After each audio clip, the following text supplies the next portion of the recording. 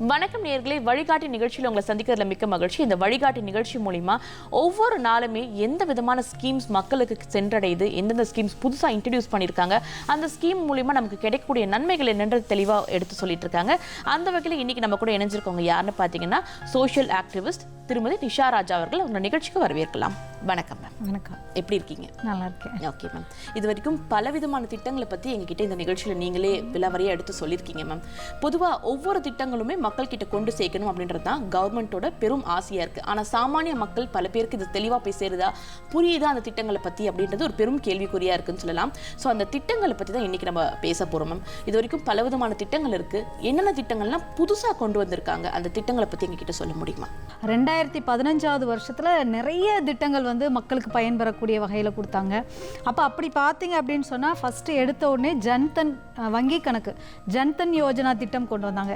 இந்த ஜன்தன் யோஜனா பார்த்தீங்கன்னா முன்னாடிலாம் நல்ல வசதி வாய்ப்பு படைத்தவர்கள் மட்டும்தான் வங்கியில் போய் ஒரு வங்கி கணக்கு வச்சுக்கிறதாகவோ இல்லை அவங்க வரவு செலவு கணக்கு வச்சுக்கிறதாகவோ இருந்தது. அது மட்டும் இல்லாமல் பார்த்தீங்கன்னா நம்ம ஒரு மினிமம் அமௌண்ட்டு ஒரு 500 ரூபாயோ 1000 ரூபாயோ நம்ம அங்கே பே பண்ணி தான் நம்ம அந்த வங்கியில் வங்கி கிளையில் கணக்கு துவங்க முடியும். அப்போ அப்படி இருக்கும்போது அந்த 500 ரூபாய் 1000 ரூபாய் இல்லாத மக்கள் கூட நிறைய பேர் இருக்காங்க. அப்போ அவங்களுக்கு பயன் தரக்கூடிய வகையில் முன் பணம் எதுவுமே இல்லாமல் அதே மாதிரி வங்கியில் கணக்கு துவங்க வேண்டும் என்றால் ஒருவர் ஜாமீன், அதாவது எனக்கு இவங்களை தெரியும்னு சொல்லி அறிமுகம் இன்ட்ரடியூஸ் ஒருத்தவங்க சைன் பண்ணணும். அதுவும் இல்லைன்னு சொல்லிட்டு ஏன் சகோதரனுக்கு நான் தரேன் அப்படின்னு சொல்லி நம்ம பிரதமரே கையெழுத்திட்டு ஓப்பன் பண்ணி கொடுத்தது தான் இந்த ஜன்தன் வங்கி கணக்கு திட்டம்.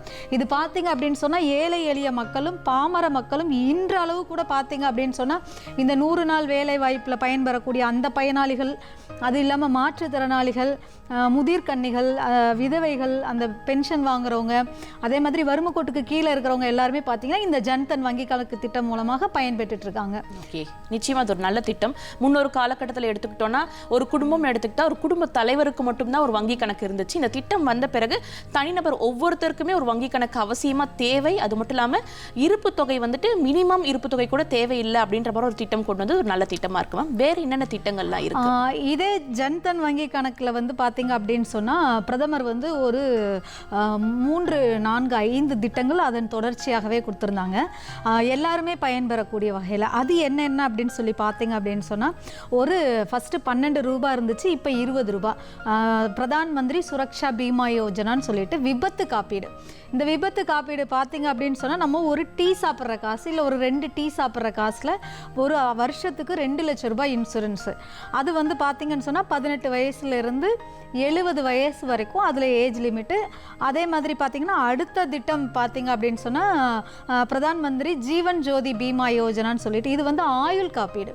இந்த ஆயுள் காப்பீடு பார்த்தீங்கன்னா ஃபஸ்ட்டு 330 ரூபாய் இருந்தது, இப்போ 380 ரூபாய் இருக்குது. இதுவும் பார்த்தீங்கன்னா அதே 2 லட்சம் ரூபாய். இதுக்கு வயது வரம்பு என்ன அப்படின்னு பார்த்தீங்கன்னா 18 வயசுலேருந்து 50 வயசு வரைக்கும் உள்ளவங்க அதில் பதிவு பண்ணாங்க அப்படின்னா அவங்களுக்கும் இதே. அப்போது ஒருத்தர் விபத்து காப்பீடில் 2 லட்சம், ஆயுள் காப்பீடில் 2 லட்சம்னா 4 லட்சம் ரூபாய் அந்த வங்கி கணக்கு துவங்கி அந்த வங்கி கணக்கில் ஒரு வருடத்திற்கு 400 ரூபாயை செலுத்தினாலே போதுமானது. 4 லட்சம் ரூபாய்க்கான ஒரு விபத்து காப்பீடு. அதுவும் அவர் ஒருத்தர் அதில் பதிவு பண்ணவர் இறந்துட்டார் அப்படின்னா அவங்களோட நாமினிக்கு பார்த்தீங்கன்னு சொன்னால் அவங்களோட வங்கி கிளை மூலமாகவே அந்த பணம் கொடுத்துருவாங்க. ஏன்னா நாமினி கொடுத்துருக்கும் போது இந்த மாதிரி என்னோட கணவர் இறந்துட்டாரு இல்லை என்னோட மனைவி இறந்துட்டாங்கன்னு சம்மந்தப்பட்டவங்க பயனாளியோட உறவினர்கள் போய் சொன்னாங்கன்னா அதுக்கான ஆவணங்கள் எல்லாம் சமர்ப்பிச்சாங்கன்னா 90 நாட்களிலேயே அந்த பணமானது யார் நாமினியோ அவங்களோட வங்கி கணக்குக்கு வரவு வைக்கப்படுகிறது.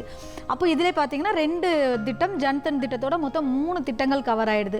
வெறும் 20 ரூபாய் எடுக்கிறோம் அப்படின்னு சொல்லும்போது 20 ரூபாய் ஒரு சின்ன தொகையா தெரிஞ்சாலுமே இதுக்கு எலிஜிபிலிட்டி நம்ம போய் எழுதி கொடுத்த பிறகுதான் 20 ரூபாய் மாதம் எடுப்பாங்களா? அது என்ன மாதிரியான ப்ரொசீஜர்? நம்மளோட அனுமதி வேணும். அதாவது நம்மளோட பணம் 1 ரூபாய் நம்ம அரசாங்கத்திற்கு செலுத்துவதாக இருந்தால் அந்த 1 ரூபாய்க்கும் நம்மளுக்கு விருப்பம் தெரிவிச்சு, அதாவது நான் இன்னைக்கு இந்த ஸ்கீம்ல நான் சேர்ந்துக்கிறேன், என்னோட வங்கி கிளையிலேருந்து நீங்கள் வருடத்திற்கு நீங்கள் இந்த 20 ரூபாய் 330 ரூபாய் நீங்கள் 380 ரூபாய் எடுத்துக்கிடலான்னு சொல்லிட்டு நம்ம ஆட்டோ டெபிட்னு சொல்லுவாங்க.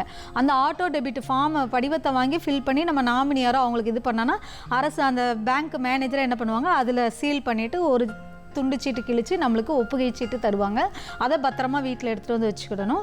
அதே மாதிரி நம்ம இந்த ஸ்கீமில் போட்டிருக்கோன்றதையும் வீட்டில் தகவல் சொல்லணும். ஓகே, நிச்சயமா தகவல் சொல்ல வேண்டிய அவசியம் இருக்கு. இதில் விருப்பப்படுறவங்க உடனே அவங்களோட வங்கியை போய் அணுகி விருப்பத்துக்கான ஒரு படிவம் நம்ம ஃபில் பண்ணி தர வேண்டிய அவசியமும் இருக்கு. ஓகே, அடுத்த திட்டம் என்ன? இது மட்டும் இல்லாமல் பார்த்தீங்க அப்படின்னு சொன்னால் அடுத்தபடியாக இப்போ அரசு ஊழியர்களோ இல்லை தனியார் கம்பெனியில் வேலை செய்கிறவங்களுக்கோ இஎஸ்ஐபிஎஃப் மூலமாக பென்ஷன் வரும். அரசு அலுவலகங்களில் வேலை செய்யக்கூடியவங்களுக்கு அரசாங்கமே சம்பளம் கொடுத்துருவாங்க. அவங்களுக்கும் ஓய்வூதியம் வரும். அப்போது சாதாரண மற்றவங்களுக்குலாம் அந்த மாதிரியான ஒரு வாய்ப்பு இல்லை. இப்போ வயசு நல்லா இருக்கும்போது எல்லாம் ஆடி ஓடி சம்பாரிச்சிட்டு எல்லாம் இது பண்ணலாம். வயசான காலத்தில் நம்மளுக்கான செலவுகளுக்கு பார்த்திங்கன்னா அடல் பென்ஷன் யோஜனா அப்படின்னு சொல்லிட்டு பாரத பிரதமர் நரேந்திர மோடி அவர்கள் கொடுத்துருக்காங்க. இது பார்த்திங்கன்னா 18 வயசுலேருந்து 40 வயசு வரைக்கும். இப்போ உதாரணத்துக்கு நம்ம மாதம் ஒரு 1000 ரூபாய் சேர்த்தோம், நம்ம ஒரு 1000 ரூபாய் நம்ம அதில் கட்டுறோம். அதாவது 18 வயசுலேருந்து பார்த்திங்கன்னா அது வந்து வகுத்து சொல்லுவாங்க 200 ரூபா தான் வரும். ஃபஸ்ட்டு ஆரம்பத்தில் ப்ரீமியம் கட்டுறது 200 ரூபாயிலேருந்து ஆரம்பிக்கும். அது நம்மளோட 40 வயசு வரைக்கும் அதோட ஏஜ் லிமிட் 18 to 40 அதில் சேர்றதுக்கு. அதில் வந்து அதுக்கு தகுந்த மாதிரியான தவணையை வந்து நம்ம வங்கிக்கு செலுத்த வேண்டியது இருக்கும். இப்போ உதாரணத்துக்கு ஒரு 1000 ரூபாய் நம்ம செலுத்துகிறோம் அப்படின்னு சொன்னால் நம்மளுக்காக கவர்மெண்ட் வந்து 500 ரூபாய் 1000 ரூபாய் அதே மாதிரி செலுத்துகிறாங்க.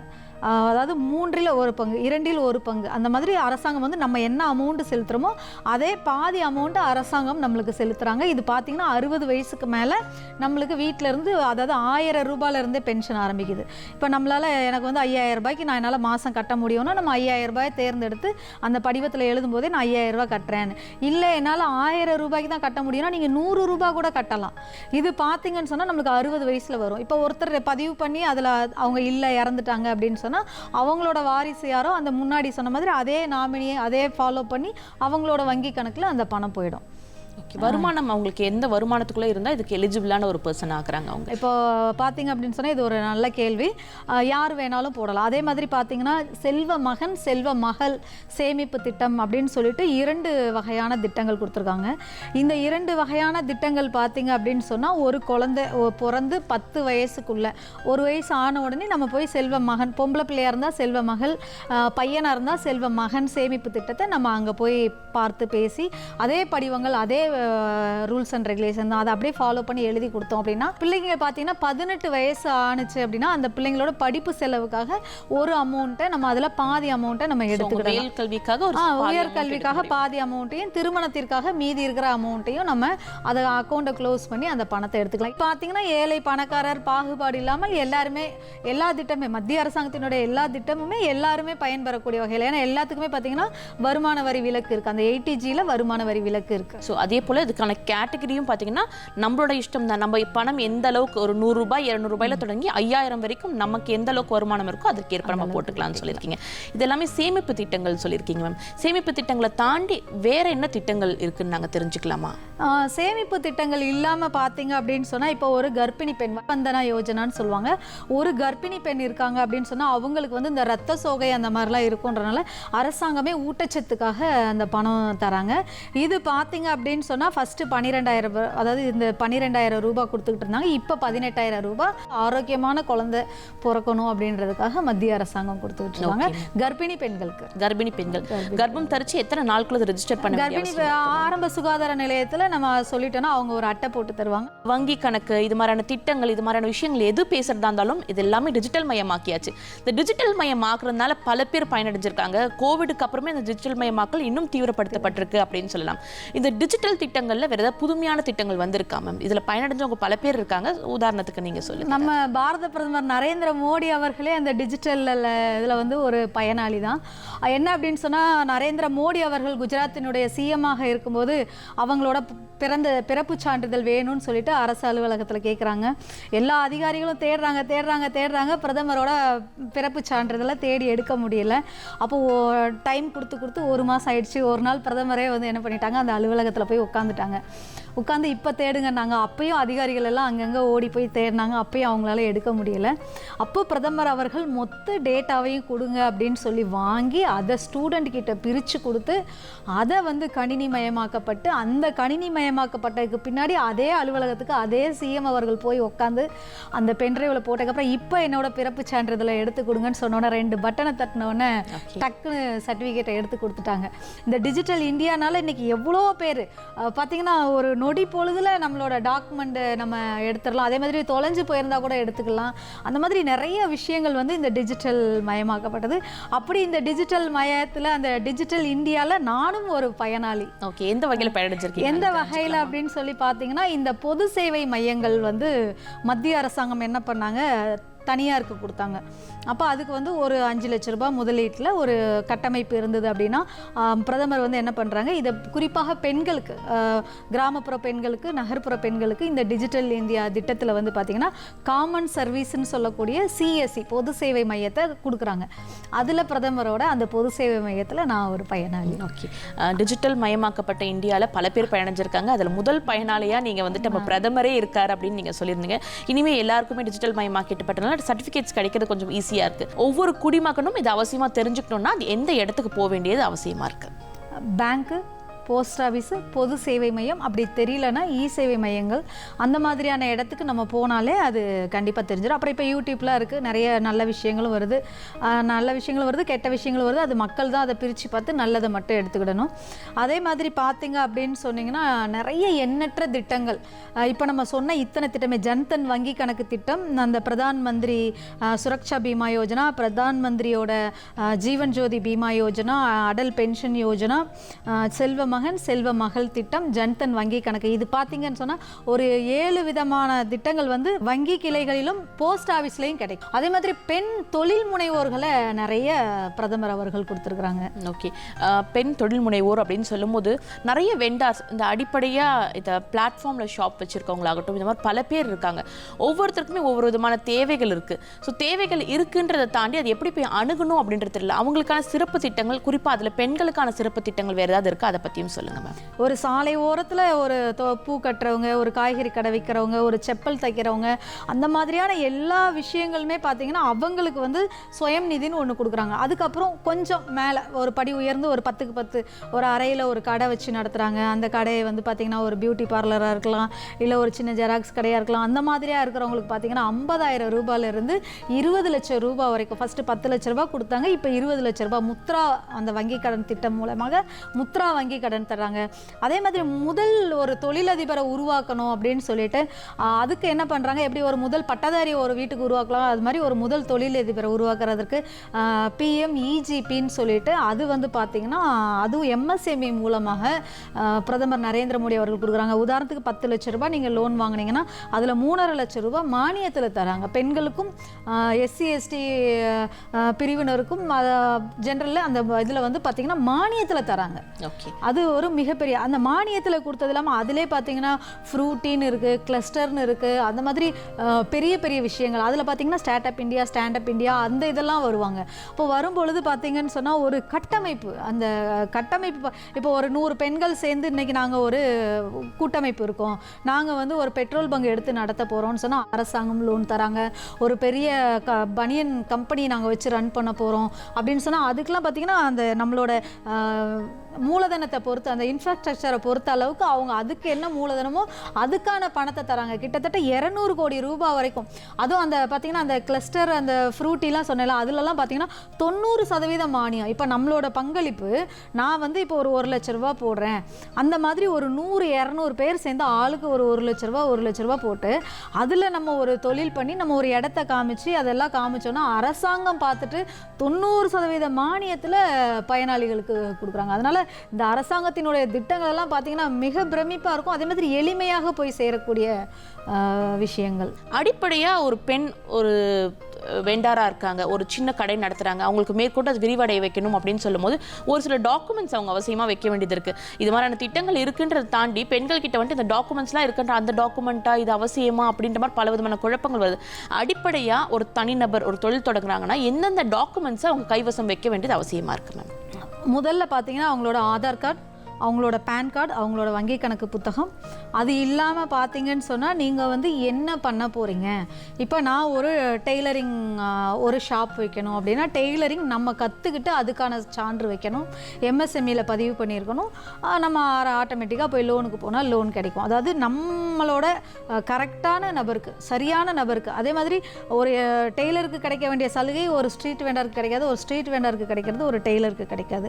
அதே மாதிரி ஒரு டெய்லருக்கு கிடைச்சது ஒரு பியூட்டிஷியனுக்கு கிடைக்காது, ஒரு பியூட்டிஷியனுக்கு கிடைச்சது ஒரு பெரிய கஸ்டமைஸ்ட் அவங்கவங்களுக்கு தேவையான தேவைகள் 5 விரலும் ஒன்றா இல்லை. அதனால அவங்கவங்க தேவை என்னவோ அதற்கு தகுந்த மாதிரி மத்திய அரசாங்கம் பல்வேறு திட்டங்களை.